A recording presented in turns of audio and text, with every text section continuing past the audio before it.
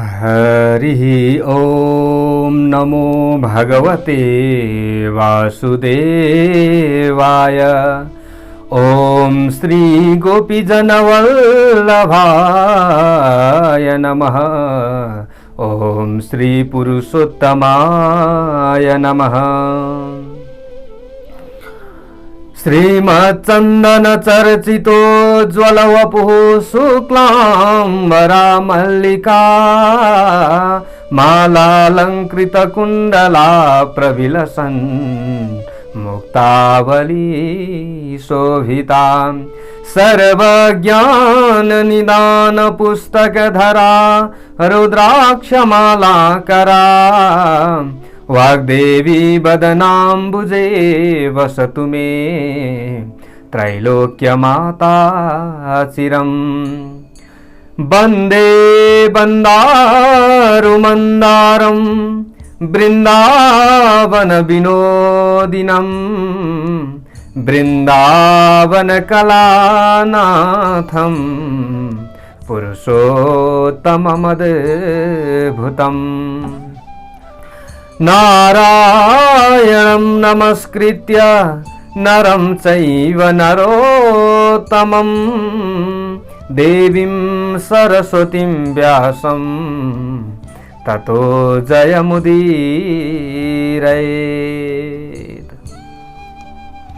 जय श्री हरि, जय श्री राधे, जय श्री कृष्ण। पुरुषोत्तम मास महात्म्य कथा हजुरहरु समक्ष राख्दै आउने क्रममा आजको नयाँ भाग 20 मा हामी उपस्थित भइसकेका छौं। 20 अध्यायभित्रका दिव्य पावन कथा हजुरहरुले आज श्रवण गर्न पाउनुहुनेछ। प्यारभक्त भागवतहरु हजुरहरुले हिजो कथा श्रवण गर्नु भएको थियो। दृढधनुवा राजाको पूर्व जन्मको सारा वृत्तान्त, पूर्व जन्ममा दृढधनुवा राजा को हुनुहुन्थ्यो त्यो सबै कथा वाल्मीकि मुनिले सुनाइसक्नु भएको छ। प्यारभक्त भागवतहरु,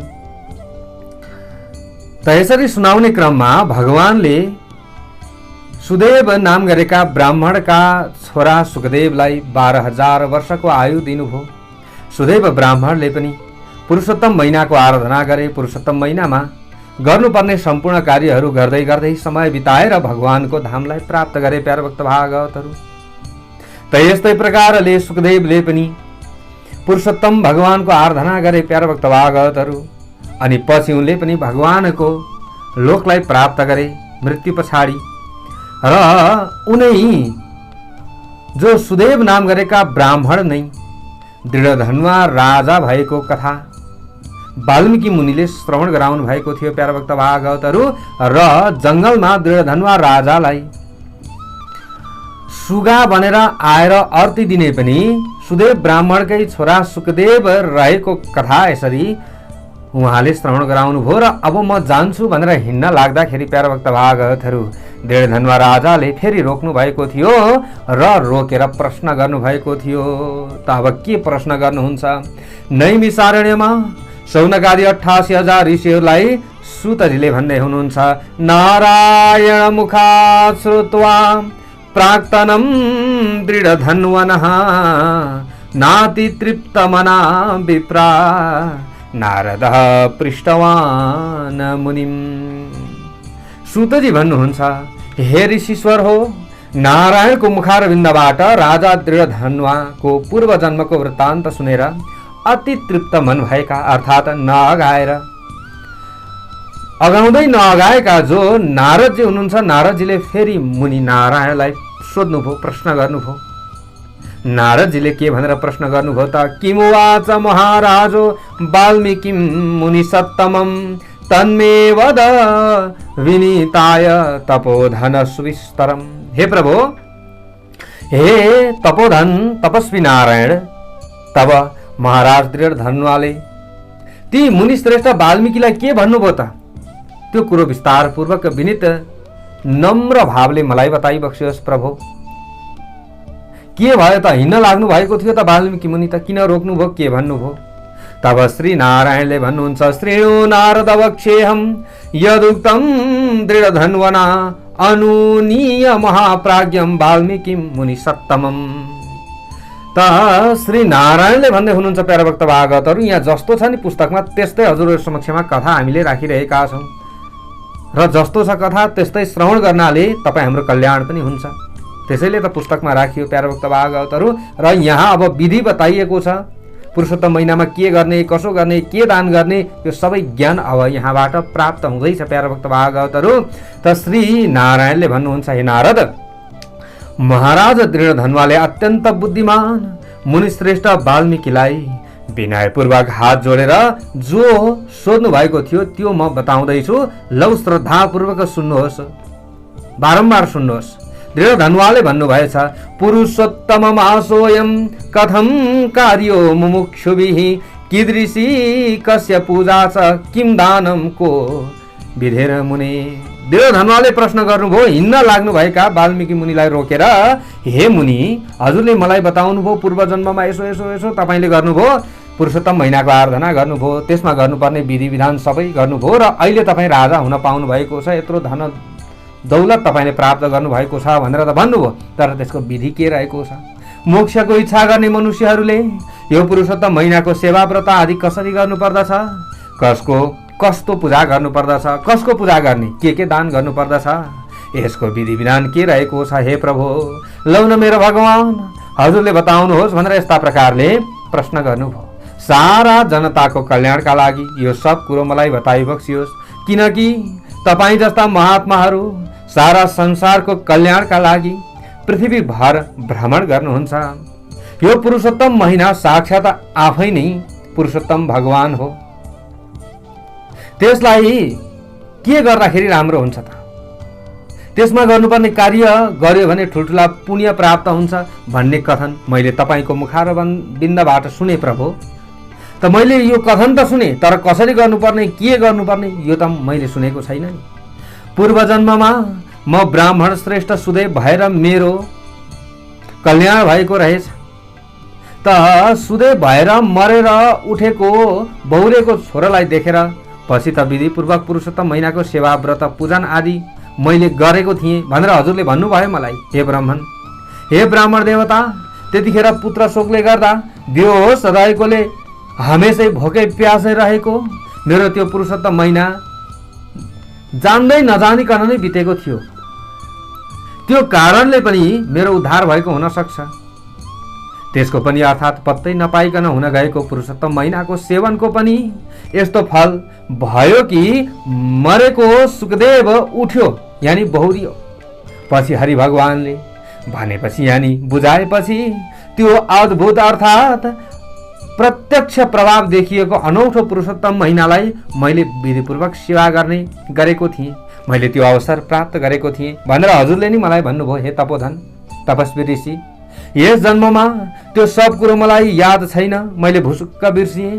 त्यसकारण यो पुरुषोत्तम महिनाको पूजाको विधान विस्तारपूर्वक मलाई बताइबक्सियोस् भनेर यस्ता प्रकारले बिन्ती गर्नुभयो। त वाल्मीकि मुनिले भन्नुभयो अगाडि गएर, ब्राह्मे मुहुर्ते चोत्थाय परब्रह्म विचिन्तयेत् ततो व्रजेन्नैर्हृतासां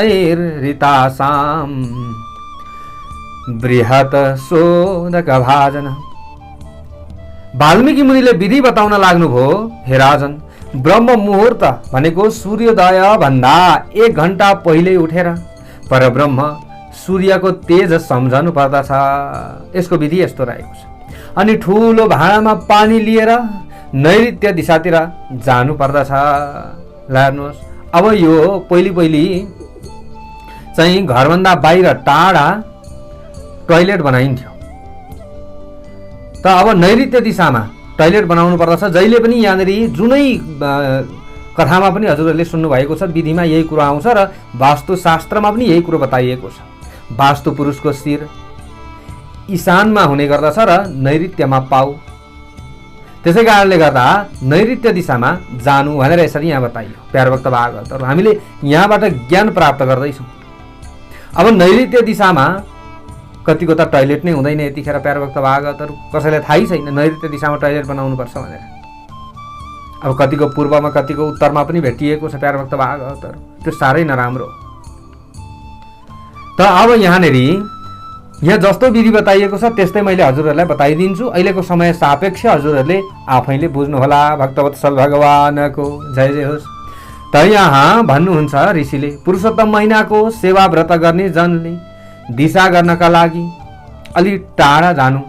अब पहिले यस्तो अवस्था थियो, अब आजभोलि त घरभित्रै हुन्छ टोइलेट प्यारोक्त भागवतहरू होइन।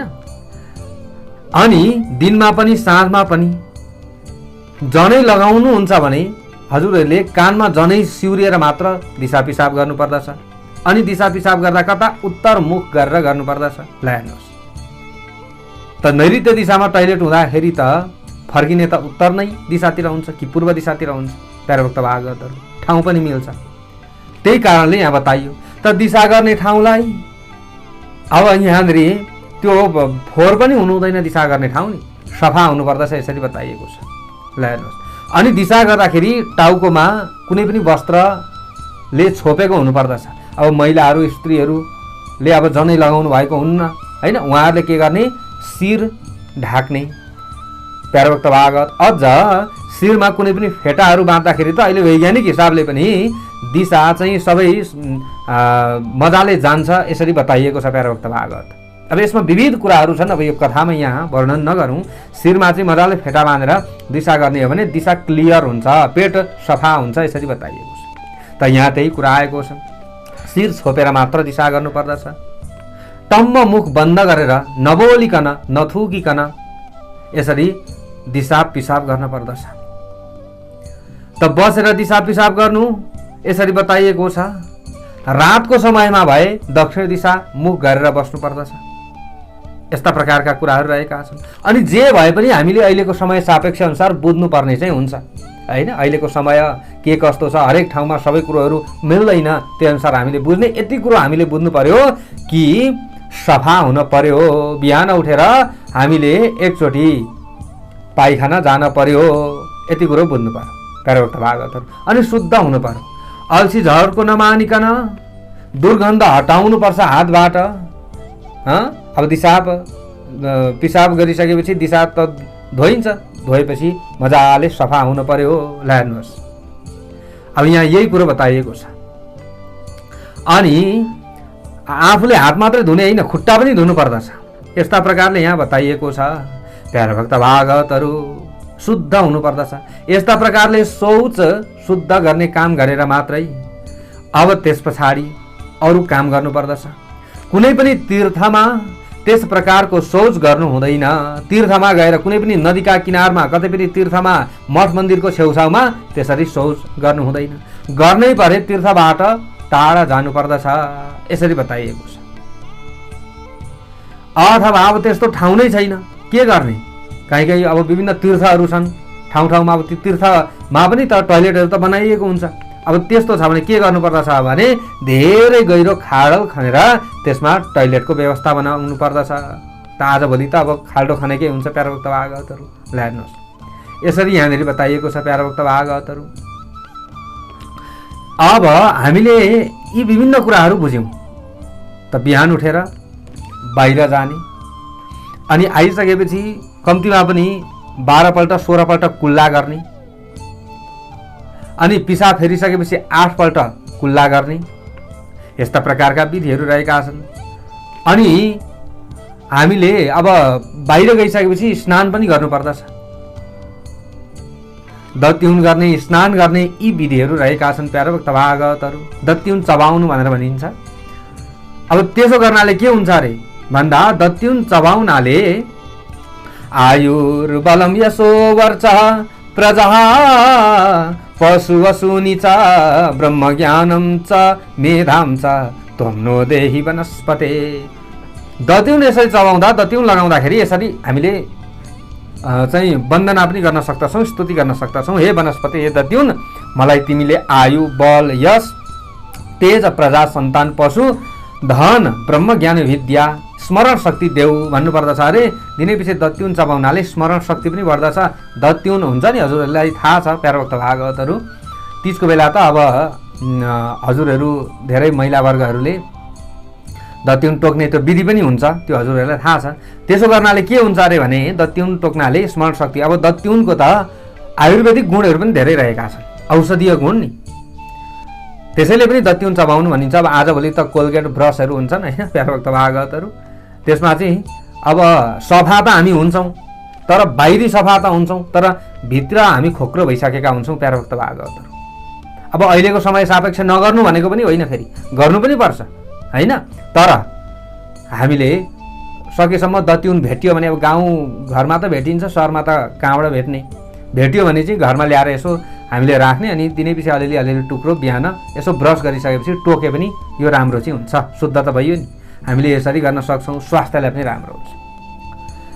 त प्यारोभक्त भागवतहरू, अपमार्ग भएन भने बयर, किरा नलागेको सलक्क परेको त्यसको काठ लिनु अरे सानो, अनि त्यसले हामीले दाँत कोट्याउने, दाँत यसरी माझ्ने। अब पहिले ब्रस नहुँदाखेरि यो यसरी गरिन्थ्यो प्यारोभक्त भागवतहरू।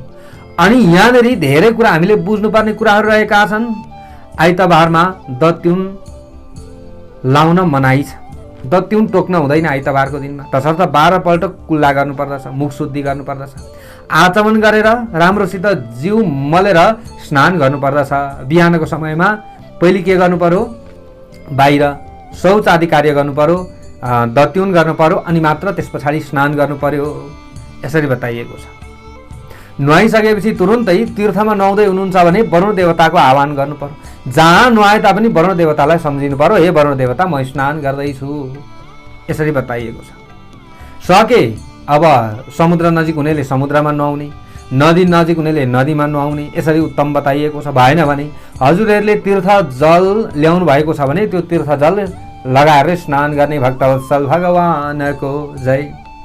त प्यारोभक्त भागवतहरू, पोखरीमा नुहाउनुलाई विद्वानहरूले मध्यम मानेका छन् प्यारोभक्त भागवत, उत्तम चाहिँ कहाँ, समुद्रमा गएर नुहाउनुलाई उत्तम, पोखरीमा नुहाउनुलाई मध्यम, घरमा नुहाउनुलाई सामान्य भनेर बताइएको छ। यस्तो स्नान गृहस्थीहरूका लागि बताइएको हो प्यारोभक्त भागवत। अब के गर्ने त्यस पछाडि, नुहाइसक्यो, नुहाइसकेपछि शुद्ध सेता 2वटा वस्त्र तलमाथि पहिरनु पर्दछ, सेता पहेँला वस्त्र हामीले लगाउन सक्दछौँ। जान्ने व्यक्तिले काँधमा, यस्तो काँधमा नि यसरी हामीले राखेका छौँ नि उत्तरीय वस्त्र, यो पनि यसरी राख्नु पर्दछ अरे। त्यसपछि पवित्र ठाउँमा पूर्व फर्केर अथवा उत्तर फर्केर, यानि पूर्वमुख या उत्तरमुख भई बसेर, अब हजुरहरूले टुप्पी पाल्नु भएको छ भने, अब पुरुष हुनुहुन्छ भने त कतिले टुप्पी पाल्नु भएको होला, होइन भने त कतिले त नपालेको पनि हुन सक्नुहुन्छ, टुप्पी पालेको हुनुपर्दछ प्रत्येक वैदिक सनातनीहरूले। अनि टुप्पीमा शिखा पार्नु पर्दछ, अनि घुँडाभित्र हात पारेर हामीले भगवानको सेवा गर्नुपर्दछ। त्यसपछि दाहिने हातको साइली औँलामा कुशको पवित्र पहिरनु। ल हेर्नुहोस्, यहाँ मैले लगाएको छु नि कुशको पवित्र, यसरी मैले प्रत्येक कार्यमा प्राय कुशको पवित्र, कुनै पनि पूजाआजामा पनि प्रत्येक पूजाआजामा मैले दिने गरेको छु, र आफूले पनि यसरी मैले हजुरहरूलाई कथा सुनाउँदाखेरि पनि यसरी कुशको पवित्र चाहिँ हातमा लगाउने चाहिँ यो वैदिक विधि हो प्यारोभक्त भागवतहरू। हातमा कुशको पवित्र यसरी औँलामा लगाउनु पर्दछ, साइली औँलामा यसरी, कुन जेठी माइली, यो यसलाई के भनिन्छ, बुढी जेठी माइली साइली, मैले यसरी साइली औँलामा लगाएको छु, कान्छी औँलाभन्दा माथिल्लो औँलामा यसरी लगाउनु पर्दछ। अब प्यारोभक्त भागवतहरू, त्यसै पवित्र सहितको हातले आचमन गर्नुपर्दछ, यसरी दाहिने हातले के गर्नु पर्यो, आचमन गर्नु, अनि हात पखाल्नु।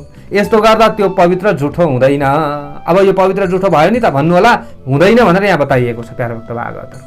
किन्तु लाएको लाई केही खायो भने चाहिँ, अब यो पवित्र लगाएर हामीले विभिन्न चिजहरू खान्छौँ भने चाहिँ यो पवित्र जुठो हुन्छ, तर आचमन मात्र गर्दा पवित्र जुठो हुँदैन भनेर यसरी शास्त्रमा बताइएको छ। तब तसर्थ हामीले केही खान आँट्यो, बाहिर चाहिँ पाइखाना जानु पर्यो, केही गर्नु पर्यो पूजा आजाको बिचमा पनि नि, त्यो समयमा चाहिँ यस्तो पवित्र खोलेर मात्र जानु पर्दछ। कोही बेला गुरुहरूले भन्न पनि बिर्सिनुहुन्छ के, त त्यो समयमा आफैले जान्नु पर्दछ। यी हामीले सुनिसकेपछि त बुझ्छौँ प्यारोभक्त भागवत। अनि बाहिर गएर आइसकेपछि फेरि आचमन गर्नुपर्दछ गइयो भने। अनि गोपी चन्दनको माटोले निधारमा टिका लगाउनु, जस्तै यहाँ मैले पहेँलो पहेँलो लगाएको छु प्यारोभक्त भागवतहरू होइन, यसरी, अनि यहाँ यसरी टिका लगाउनु पर्दछ यस्तो प्रकारको। ल हेर्नुहोस्, यो टिका ठाडो होस् अथवा सोझो, तेर्सो होस् अथवा ठाडो होस् अथवा लौरो जस्तो यस्तो होस्, जस्तो भए पनि लगाउनु चाहिँ पर्दछ भक्तवत्सल भगवानको। यसरी नै यहाँ बताइएको छ, आचम्य तिलकम कुर्यात् गोपी चन्दन मृतस्नया ऊर्ध्व पुण्ड्र मृजम सौम्यम दण्डाकारम प्रकल्पयत। दण्ड जस्तो तेर्सो पनि लगाउन सक्यो, यसरी ठाड पनि हामीले लगाउन सक्यो, यसरी तेर्सो पनि टीका लगाउन सकियो। यस्तो प्रकारको हामीले टीकाहरू लगाउन सक्दछौँ। अब भयो, यतिसम्म विधि भयो। टीका लगाइसकेपछि प्यारा भक्त भागवतहरू यहाँ भनिएको छ कि जसले चाहिँ यहाँनिर टीका लगाएर मात्र पूजा गर्छन् उनीहरूदेखि भगवान स्वयं प्रसन्न बन्नुहुन्छ। ल हेर्नुहोस्, तेर्सो अथवा ऊर्ध्वपुण्ड होस् अथवा त्रिपुण्ड होस्, जुन टीका लगाए पनि लक्ष्मीका साथ भगवान स्वयं त्यहाँ रहनुहुन्छ। हाम्रो निधारमै भगवान रहनुहुन्छ अरे हामीले टीका लगाइयो भने, चन्दन लगाइयो भने। प्यारा भक्त भागवतहरू ल हेर्नुहोस्, त्रिपुण्ड 3 धर्से तेर्सो टीका लगाइयो भने साक्षात महादेव र उमा त्यसमा आएर बस्नुहुन्छ। यसरी बताइएको छ प्यारा भक्त भागवतहरू। ल हेर्नुहोस्, अब यस्ता प्रकारका टीका लगाउने कुराहरू बताइएको छ। अब बीचमा खाली पार्नु हुँदैन, जस्तै यस्ता यहाँ बीचमा छ, यो खाली नभएको टीका लगाउनु पर्दछ, बीचमा खाली राख्नु हुँदैन। त्यो भयो भने चाहिँ त्यसलाई राम्रो मानिँदैन। ल हेर्नुहोस्, सेतो टीकाले झन् ज्ञान बढाउँछ। कुन कुन टीकाले हामीलाई के फल दिन्छ त्यो कुरा यहाँ बताइएको छ। श्वेतम ज्ञानकरम प्रोक्तम रक्तम वश्यकरम नृणाम पीतम सर्वसिद्धिदम प्रोक्त मन्यत्तु परिवर्जयत। यहाँ के बताइयो त भन्दा सेतो खालको टीका लगाइयो भने, जस्तै सेतो हामीले चन्दन लगाइयो भने त्यसले ज्ञान बढाउँछ अरे, रातोले मानिसलाई बसमा गराउँछ, पहेँलोले सारा समृद्धि ऐश्वर्य दिन्छ यस्तो पहेँलो लगाइयो भने। यस्तो कहिएको छ। यी बाहेक अरू रङको टीका नलगाउनु यसरी बताइयो। गोपी चन्दनको माटोले दुवै पाखुरामा छातीमा यसरी लगाउनु पर्दछ। यसो गर्नाले के हुन्छ भन्दा सारा पापहरू नाश भएर जान्छ, सबै अङ्गहरूमा लगाउन सकिन्छ। ल हेर्नुहोस्, अब शङ्ख चक्र गदा पद्म धारण गर्ने त्यस्ता चिन्हहरू पनि हामीले लगाउन सक्दछौँ। त्रिपुण्ड पनि हामीले लगाउन सक्छौँ, तेर्सो प्रकारका छातीमा अनि तपाईँको चाहिँ पाखुरा आउँदी यो लगाउने विधि रहेको छ प्यारा भक्त भागवतहरू। अथवा केही आएन भने हामीले यो झन्झट पनि गर्न पर्दैन, हामीले ठपक्क टीका लगाउने भइगयो। जुन मान्छेको शरीरमा शङ्ख चक्र आदि विभिन्न चिन्हहरू छन्, त्रिपुण्ड आदिका चिन्हहरू छन्, भगवानका चिन्हहरू छन् भने ती व्यक्तिहरू साक्षात भगवानका स्वरूप हुन्। यसरी बताइएको छ। चान्चुने मान्छे ठान्नु हुँदैन, सदा सर्वदा साक्षात भगवान श्रीहरिकै शरीर हो त्यो भनेर ठान्नु पर्दछ। जो मनुष्य सधैँभरि दिनहुँ शरीरमा यस्ता प्रकारका चिन्हहरू धारण गरेर हिँड्दछन् भने उनीहरूलाई भगवानको कृपा आशीर्वाद मिल्दछ। मनुष्यहरूले गरेको उसको पाप सारा, उसले गरेको पाप नाश हुन्छ र जसले त्यसको दर्शन गर्छ दर्शन गर्नेको पनि पाप नाश हुन्छ। यसरी बताइएको छ। जुन मनुष्यको शरीर नारायणका आयुध हतियार आदिले सुशोभित भएका छन् भने तिनीहरूको शरीर पनि पवित्र हो। यसरी बताइयो। र हामीले चाहिँ रुद्राक्षका माला भए, तुलसीका माला भए, जस्तै यहाँनिर मैले तुलसीको माला यसरी लगाएको छु, जस्तै यसरी तुलसीको माला हामीले लगाउन सक्छौँ, रुद्राक्षका मालाहरू हामीले लगाउन सक्छौँ। त यसरी लगाइयो भने भगवानको प्यारो हामी बनिन्छ। अब भगवानको प्यारो बन्ने आध्यात्मिक कारण त छँदैछ, वैज्ञानिक कारण पनि धेरै कुराहरू छन् प्यारो भक्त भागवतहरू। हजुरहरू आफैले रिसर्च गरेर पनि हेर्न सक्नुहुन्छ। त प्यारो भक्त भागवत यसरी यहाँ बताइएको छ। त्यसपछि प्राणायाम गर्नुपर्दछ। यसरी चन्दन टीका माला लगाइसकेपछि अब प्राणायाम गर्नु पर्यो, सन्ध्या वन्दन गर्नु पर्यो प्यारो भक्त भागवतहरू। प्रातःकालको सन्ध्या मन्त्र जप गर्नु पर्यो। बिहानको मन्त्र जप गर्दा हामीले तारा आकाशमा देखिँदैखेरि गर्नुपर्दछ। यसरी बताइएको छ। जबसम्म सूर्य देखिँदैन अर्थात् सूर्य उदाउँदैनन् तबसम्म गायत्री मन्त्र जपिरहनु पर्दछ। त्यसपछि पानी अचाउनु पर्दछ अनि ओम सवित्रेभ्यो वैष्णव्यो भन्ने यी मन्त्रहरू रहेका छन्, सूर्य उपस्थापन गर्नुपर्दछ। पवित्र मन्त्रहरूले सूर्यको उपस्थापना यसरी गरिसकेपछि त्यस पछाडि त्यस्तै बेलुकाको सन्ध्या चाहिँ पहेँला घाम भएपछि सूर्य नअस्ताएसम्म बिहानको जस्तै गरी गर्नुपर्दछ।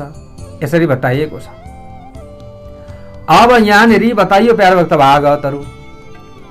अब बिहान पूर्व फर्केर बेलुका पश्चिम फर्केर यसरी हामीले गर्न सकिन्छ जप गर्दाखेरि। अब यस्ता प्रकारका कुराहरू रहेका छन्। हामीले पद्मासन अरू केही नसके तापनि पद्मासनमा बसेर हामीले चाहिँ जप गर्नुपर्दछ। विभिन्न क्रियाहरू गर्ने यहाँ कुराहरू बताइएको छ प्यारो भक्त भागवतहरू। अब यस्तै प्रकारले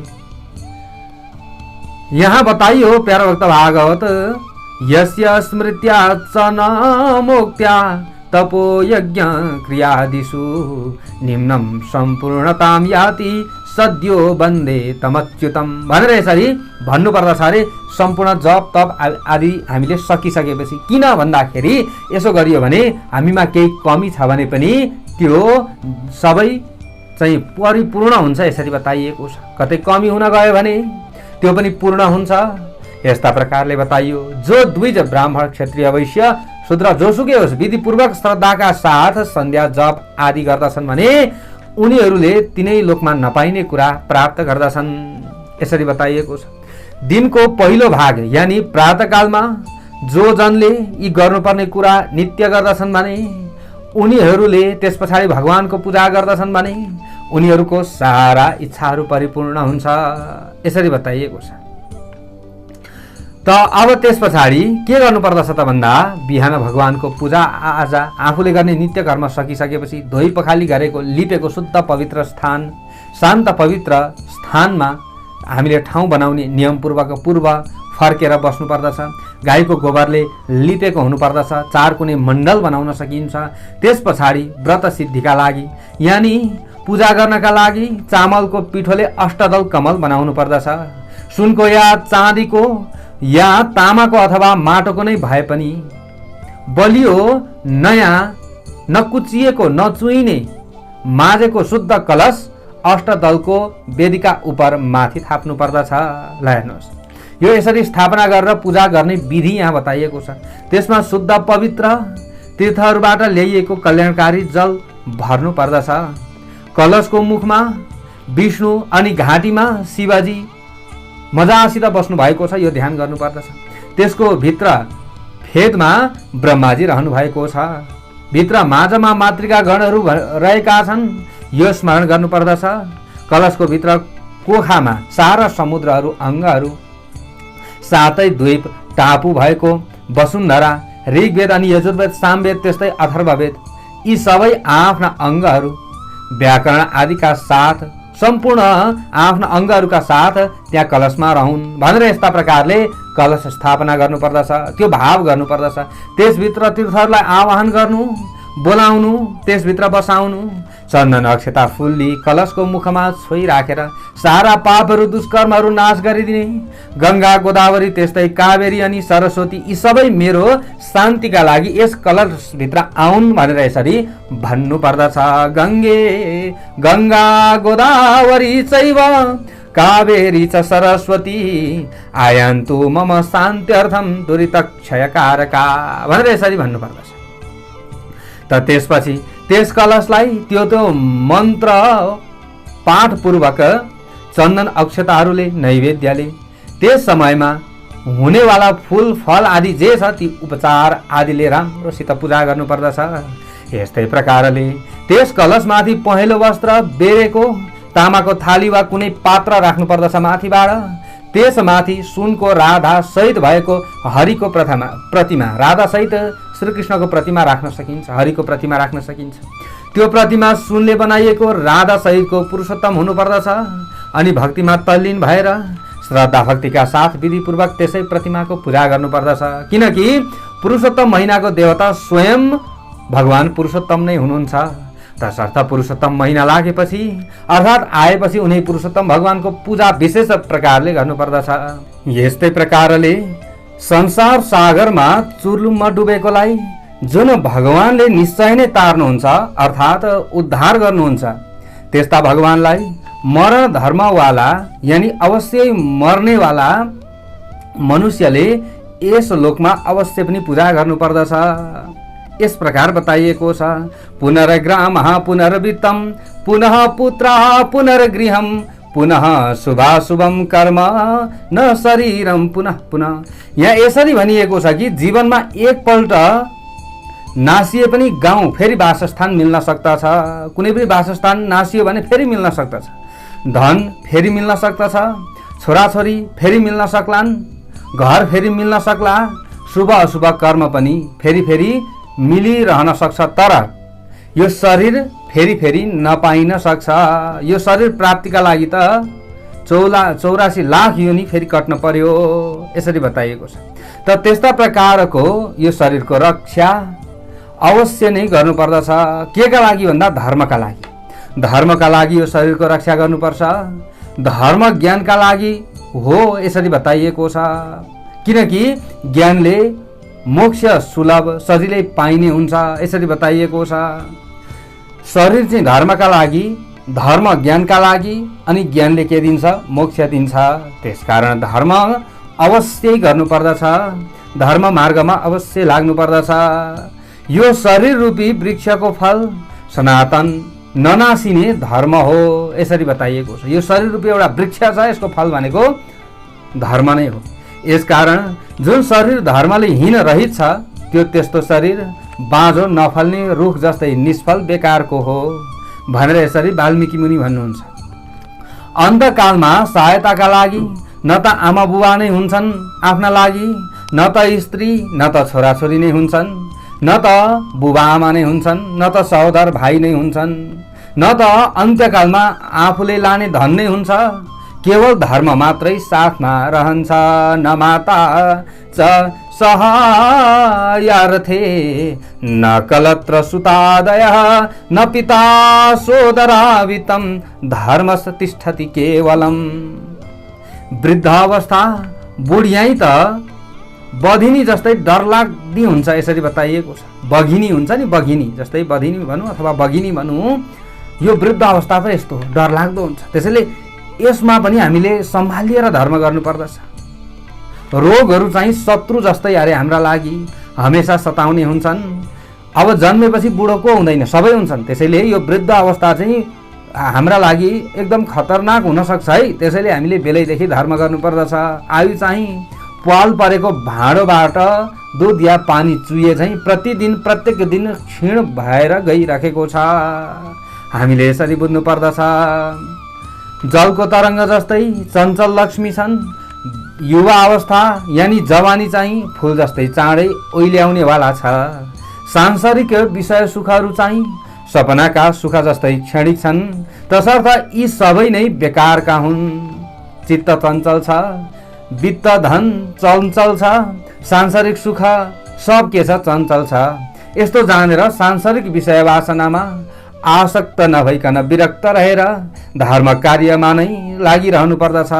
जस्तै सर्पले आधा निलिसकेको पनि भ्यागुतो अगाडि आएको झिँगालाई खान चाहन्छ। जस्तै सर्पले आधा निलेको छ भ्यागुतालाई, त्यो भ्यागुतोले फेरि अगाडि झिँगा आयो भने अझै त्यो भ्यागुतोले मलाई सर्पले खाँदैछ भनेर सोच्दैन, उसले अझै के खान लाग्दछ? त्यो झिँगा खान लाग्दछ।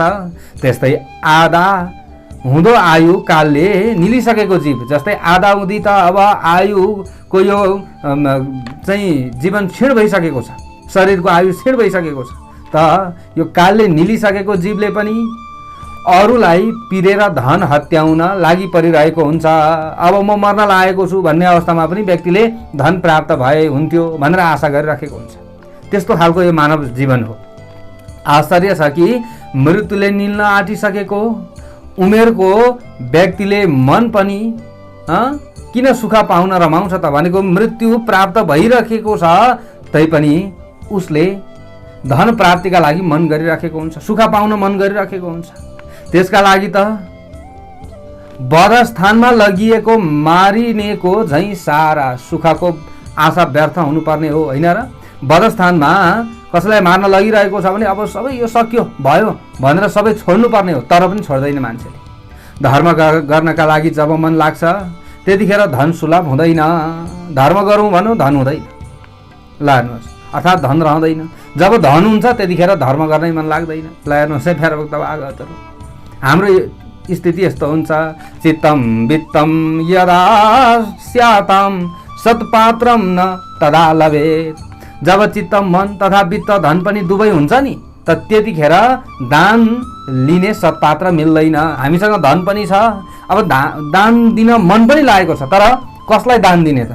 त्यो दान लिने सत्पात्र मिल्दैन त्यतिखेर। त्यस अवस्थामा हामीले विचार गर्नुपर्छ। त्यसकारण यी तीनवटैको सम्बन्ध संयोग जुन समयमा सम्भव हुन्छ। त्यसै बेला केही विचार नगरिकन हत्तपत्त जो जनले धर्म गर्दछ, जो जनले दान गर्दछ ती व्यक्तिहरू बुद्धिमानी हुन्। धेरै धन खर्च गरेर गरिने धर्महरू हजारौं छन्। पुरुषोत्तम महिनामा थोरै धनले ठूलो धर्म गर्न सकिन्छ। धेरै धन खर्च गर्नै पर्दैन। यसमा केवल स्नान दान अनि भगवानको कथाको स्मरण, यानी कि भगवानका यी पुरुषोत्तम मासका कथाहरू सुन्नु, यति मात्रैले व्यक्तिले अथाह पुण्य प्राप्त गर्न सक्दछ। अनि हरिभक्ति गर्नु, हरिको कीर्तन गर्नु, हरिका लीलाहरू सुन्नु, यति मात्रै पनि जो व्यक्तिले गर्दछ भने त्यो सम्पूर्ण पापबाट दूर हुन जान्छ, सम्पूर्ण पापहरूबाट जोगिन्छ। यस्ता प्रकारले यसरी वाल्मीकि मुनिले दृढधनुवा राजालाई पुरुषोत्तम महिनाको महिमा गाउँदै हुनुहुन्छ विधिसहित। जस्तै गङ्गा नै ठुलो तीर्थ हो भनेर भन्दछन्, कामदेव नै ठुलो धनुधारी हो भनेर भन्दछन्, विद्या नै ठुलो धन हो, गुणहरू नै रूप हो, त्यस्तै नै सबै महिनाहरूमा उत्तम महिना पुरुषोत्तम महिना हो। यो त साक्षात पुरुषोत्तम भगवान नै हो पुरुषोत्तम महिना भनेको, यसरी भनिएको छ। यद्यपि यो महिना उहिले सबै शुभ कार्यहरूमा र यज्ञ आदि कामहरूमा अत्यन्तै निन्दा गरिएको थियो, तथापि पछि भगवानको कृपाले साक्षात भगवानकै नामको चाहिँ यो नामले पृथ्वी तलमा प्रख्यात भयो, यसरी बताइएको छ। जस्तै यो पुरुषोत्तम महिनाले भगवानकै नाम पाइसकेपछि अब यो महिनामा दान धर्म गर्न थालियो। तर काम्य कर्म चाहिँ गरिँदैन, निष्काम भावले गर्ने कर्म हामीले गरिन्छ। जस्ता प्रकारले हात्तीले टेकेको पाइला अरू सबै प्राणीहरूको पाइला चाहिँ विलीन हुन्छ। हात्तीले टेकेको पाइलामा अरूले टेकेको पाइला छ भने त्यो विलीन हुन्छ, बिलाउँछ। त्यस्तै प्रकारले सारा धर्महरू अनि कीर्तनहरू सबै नै पुरुषोत्तममा विलीन हुन्छन्, अर्थात् बिलाउँछन्। जस्ता प्रकारले सकल अरू नदीहरू गङ्गाजीका समान छैनन्, जस्ता प्रकारले अरू समस्त थरीथरीका रुखहरू कल्पवृक्षका समान छैनन्, अनि जस्तै पृथ्वी तलमा चिन्तामणिको समान अरू रत्न छैन, कामधेनु जस्ता अरू गाई छैनन्, राजाको समान अरू पुरुष छैनन्, वेदका समान अरू समस्त शास्त्रहरू छैनन्, त्यस्तै अरू भएका पुण्यहरू यो पुरुषोत्तम महिनाको पुण्यको समान छैन, यसरी बताइएको छ प्यारा भक्त भागवतहरू। त्यसैले यो महिनाको बराबरी अन्य महिनामा गरेको पुण्य हुन सक्दैन, कुनै महिना पनि छैन, कहिल्यै पनि हुन सक्दैन, यसरी यहाँ बताइएको छ। पुरुषोत्तम महिनाको देवता स्वामी पुरुषोत्तम भगवान नै हुनुहुन्छ। त्यसकारण श्रद्धा भक्तिपूर्वक पुरुषोत्तम भगवानको पूजा गर्नु पर्दछ। शास्त्र जान्ने विद्वान निपुण व्यक्तिले पूजा गराउनु पर्दछ। शुद्ध पवित्र आचार भएको भगवान श्रीहरिलाई मान्ने, भगवान श्रीहरिको पूजा गर्ने, पुरुषोत्तम भगवानको पूजा गर्ने विद्वान शास्त्र जान्ने यस्ता व्यक्तिहरूलाई बोलाएर उनैद्वारा मात्रै पुरुषोत्तमको पूजा गराउनु पर्दछ र उनै मात्रै पुरुषोत्तम भगवानको कथा सुन्नु पर्दछ, अरूबाट चाहिँ पूजा नगराउनु। अब यस्ता प्रकारका कुराहरू यहाँ बताइयो प्यारा भक्त भागवत। यहाँ जस्तो छ मैले त्यही बताएँ फेरि। अब हेर्नुहोस् है, अब पुरुषोत्तम भगवानको पूजा नगर्ने त को हुन्छ र? सबैले गर्नुहुन्छ होइन र? सबैले पुरुषोत्तम भगवानको चाहिँ कथा भन्नुहुन्छ, सबैले पुरुषोत्तम भगवानको महिमा गाउनुहुन्छ। त्यो भइसकेपछि हामीले सबैलाई समेट्न सकियो। हामीले यसरी बुझ्नु पर्दछ।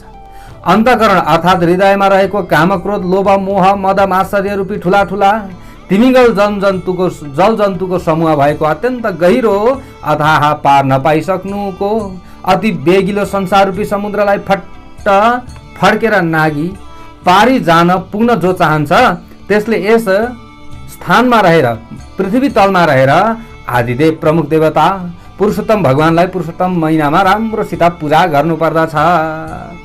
यसरी यहाँनिर वाल्मीकि मुनिले दृढधनुवा राजालाई बताउनु भएको यो दिव्य विधि सहितको पुरुषोत्तम महिनाको महिमा हजुरहरू समक्षमा यथामति विस्तार गरियो। प्यारा भक्त भागवतहरू, हजुरहरूले बुझ्नु भएन भने दोहोऱ्याएर तेरियाएर भए पनि श्रवण गर्नुहोला भन्दै आजको कथा प्रसङ्गबाट म टिका पौडेल आगे चाहन्छु। जय श्री।